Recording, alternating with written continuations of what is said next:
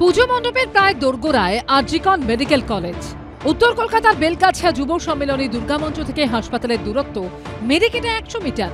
কিন্তু আরজিকর হাসপাতালে যে ভয়াবহ নারকীয় ঘটনা ঘটে গেছে, তারপর আর সেইভাবে উৎসবে সামিল হতে পারছে না এখানকার পুজো উদ্যোক্তারা।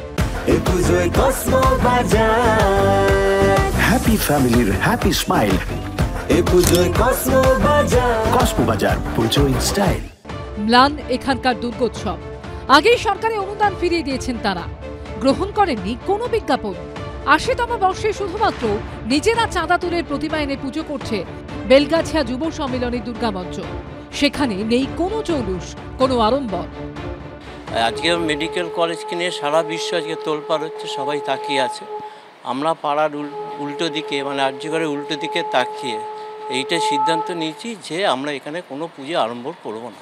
আমাদের ক্লাবে যেটুকুন আমাদের আর্থিক যা আছে ক্লাবের, সেই দিয়ে আমরা নমো করে পুজোটা করব।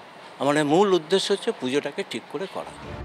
বেলগাছিয়া রোডের এই গলিতে আড্ডা দিতে আসেন আরজিকর মেডিকেল কলেজের অনেক পড়ুয়াই। বিগত বছরে অনেক আবাসিক পড়ুয়া পুজোর 4টে দিন এই পুজোয় মেতে থাকতেন, অঞ্জলি দিতেন। সেখানে এই বছর কিছুতেই আগের বছরের মতো উৎসবের দিনে ফিরে যেতে পারছেন না এখানকার বাসিন্দারা। রাস্তার নাম বেলগাছিয়া রোড, তার ঠিক এক পারে আরজিকর মেডিকেল কলেজ এবং হাসপাতাল, তার ঠিক উল্টো দিকে সরু গলি ঢুকে গেছে ভৈরব মুখার্জি লেন। সেখানকারই পুজো বেলগাছিয়া যুব সম্মিলনী। চোখের সামনে এই নারকীয় ঘটনা দেখার পর এই পুজো ৮০ বছরে দাঁড়িয়ে কোনো বৈভব রাখছে না।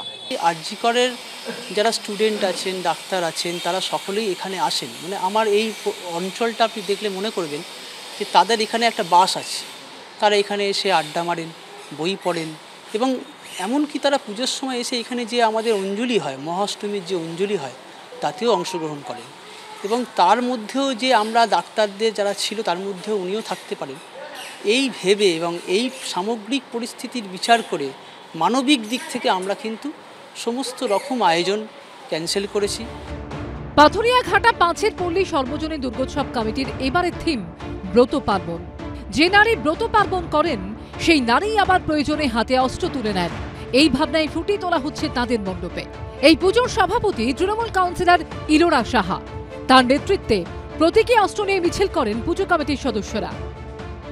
আরজিকরের ঘটনায় আমরা সবাই ব্যথিত, আমরা সবাই এটার তীব্র প্রতিবাদ করছি, ধিক্কার জানাচ্ছি। এবং যে তিলোত্তমা, তার যে দোষী, তার ধর্ষণকারী খুনির ফাঁসির দাবি আমরা প্রত্যেকে করছি। আমাদের মাননীয় মুখ্যমন্ত্রীও এই দাবি করেছেন। গতকাল আমরা আমাদের যে নেত্রী চন্দ্রিমা ভট্টাচার্যের নেতৃত্বে আমরা কিন্তু একটা মানববন্ধন করেছি। সিবিআই কেন দেরি করছে, এটাই আমাদের বলার বিষয়। এটা তো আইনও বলেছে নিজের প্রয়োজনে তুমি অস্ত্র ব্যবহার করতে পারো। তাই মায়ের দেওয়া এই অস্ত্র, ত্রিশূল সহ সমস্ত কিছু আজ আমাদের এটা একটা প্রতীক যে আমরা প্রয়োজন হলে কিন্তু নিজেদের নিরাপত্তার স্বার্থে অস্ত্র তুলে সেই পাপিষ্ঠদের বধ করতে পারি। এই পুরো সাইটটা আমাকে ভীষণ রকম ভাবিয়েছিল, আমার রিসার্চ বা আমার প্র্যাকটিস সমস্ত কিছুতে ভাবিয়েছিল।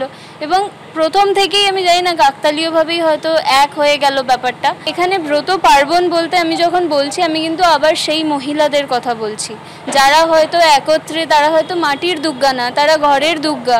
তারা একত্রে এসে যে পার্বণগুলো পালন করেছিলেন, নিজেদেরকে নিমজ্জিত করেছিলেন, সেই প্র্যাকটিসগুলোর মধ্যে এঙ্গেজ করেছিলেন, সেই কালেকটিভ প্র্যাকটিসগুলো দিয়েই কিন্তু ইতিহাস তৈরি হয়। এবছর 85 বছরে পা দিল পাথুরিয়াঘাটা 5-এর পল্লী সর্বজনীন দুর্গোৎসব। অরিত্রিক ভট্টাচার্য ও অর্ণব মুখোপাধ্যায়ের রিপোর্ট, এবিপি আনন্দ।